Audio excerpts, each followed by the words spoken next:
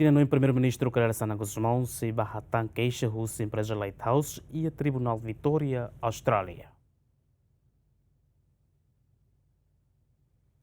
E a tinan rua São Luís Lima, Empresa Internacional Light House Corporation PTI Ltd no Light House Corporation Ltd IBC, queixa governo Timor-Leste para Tribunal Internacional Centro Solução Disputa de Investimento, também lá concorda a decisão governo Timor-Leste de para contrato fornecimento combustível no gerador. Mas bem a fim tinan rua São Luís Tribunal Internacional ne receita jurisdição para caso ne inicia husi Empresa Internacional Light House Corporation PTI Ltd no Light House Corporation Ltd IBC, também Tribunal Arbitragem ne considera a competência a tu decidir. Numa empresa ne halofale queixa para Tribunal Supremo Vitória ou de contra o governo Timor-Leste, não exige indemnização para o governo com montante mínimo milhão atos tolo ruanulo recinen, no máximo milhão atos nen. Numa foi encontro com o Presidente da República, Primeiru-Ministru Karala Guzmão Hateten, e a fulan outubro tinha noin, seba Austrália o de hatan com a caso ne no fiara ancata, governo Timor-Leste semanal tribunal também considera empresa ne brokerida. Prepara ela,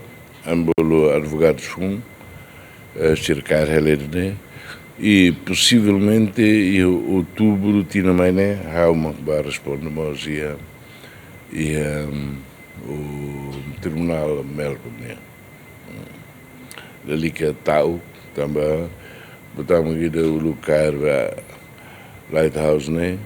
O governo australiano raça uma maior fraudulento e australiana, né? Dali que preocupa. Saya acompanha mana angkara ita selo milhões ba. Chile bela manang. Howard chile bela explica tudo. Mas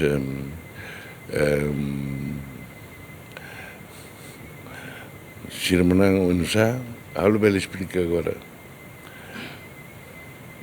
Fano infalicata contrato entre o governo Timor-Leste e a Empresa Internacional Light House Corporation PTI Ltd para fornecimento combustível no gerador ne acontece e a Ronura Sen Rua Fulan Outubro tinan rua Sanulo e a mandato o governo Aliança Maioria Parlamentar nebe lidera husi Kairala Guzmão momento neba. Agostinho da Costa, Romaldo Neves, GMN.